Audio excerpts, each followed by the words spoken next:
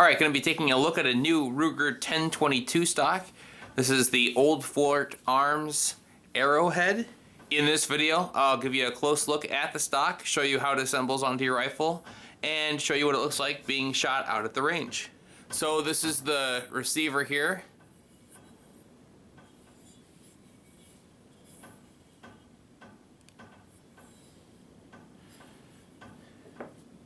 There's a collar that goes on the end, and it would accept AR-15 handguards, an AR-15 pistol grip, and an AR-15 buffer tube. Let's go ahead and get a Ruger 1022 ready to install into this stock.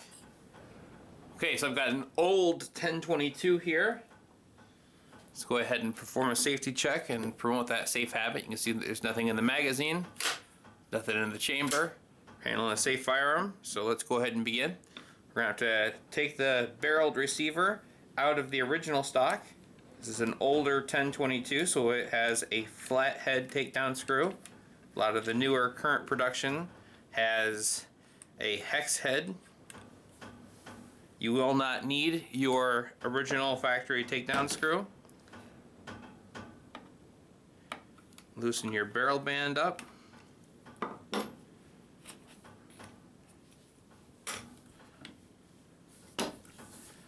Place your safety halfway between safe and fire.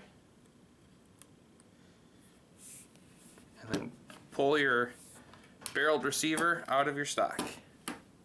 Now, while I'm installing this 1022 into the old Fort Arms Arrowhead 1022 stock, I am going to also change the barrel out. Now I'm going to be installing the bare shrouded barrel. And this has the nice diamond fluting in it. Now, because I'm putting a shrouded barrel on it, when I go to put my collar on, this will not fit over the front of the barrel, so I'm going to have to think about that before I put the barrel on. Slide this on before I mount my barrel. That is not a step that you'll have to take if you're just using a .920 bull barrel or your standard factory tapered barrel. So let's slide this into place.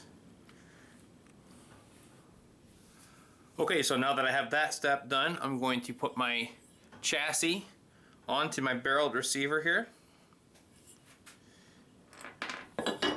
Put my safety halfway between safe and fire.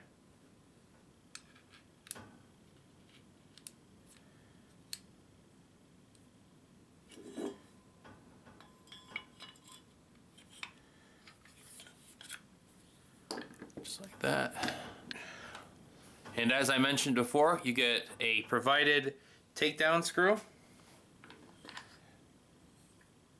Line that up.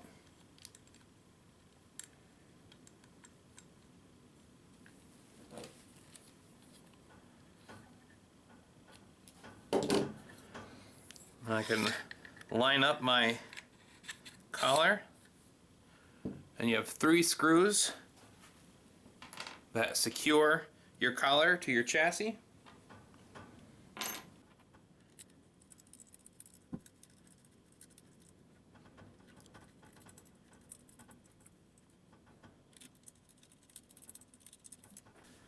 And then let's snug those down. So I've got a Keymod Handguard. It's threaded here, and I'm just going to take and place my handguard in place and thread this onto my collar.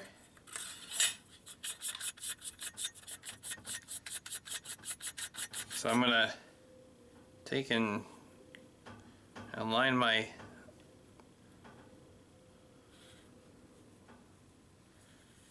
handguard up here so that as I put pressure on it, it will snug itself up. There is a spanner wrench that you can use.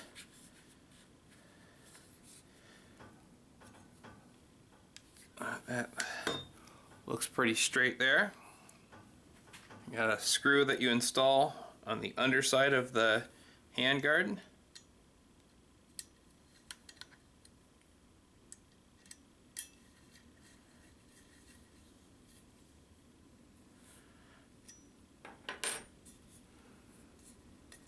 Now you can see that the barrel is not centered in the handguard, but it helps kind of level off your Picatinny rail.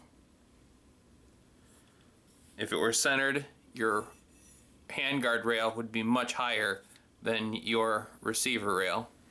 So let me show you a couple pistol grip options. You got your standard A2 grip. You can see that slides on there just like that. Now that does leave a gap between your trigger guard and the front of your pistol grip. Let me show you what an MOE would look like on it. Now this had a beaver tail on it, and I flattened that out.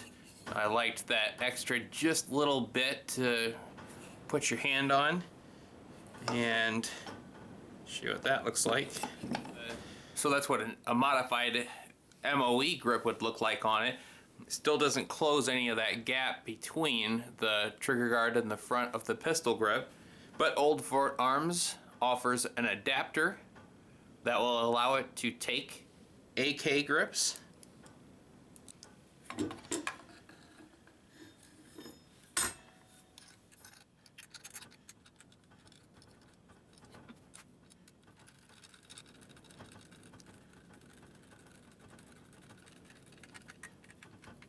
And you can see with the AK grip installed, it fills in that gap nicely. And then we've got a buffer tube that will thread into the back of the chassis here.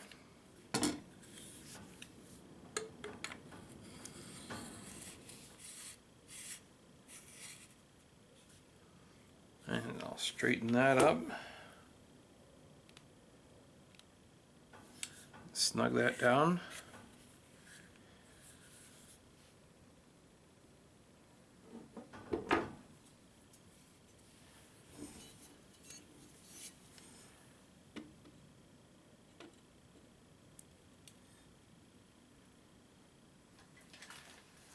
Put a red dot on it, and then add a full capacity 25 round magazine. So that's how it assembles. Let's take it out and put some rounds downrange.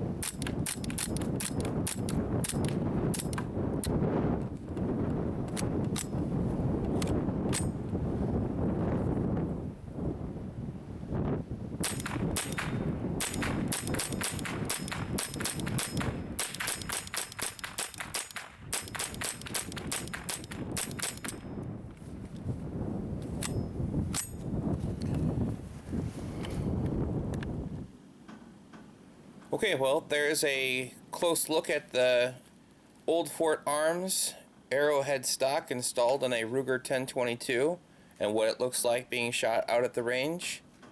Thanks for checking out my videos. Shoot safely.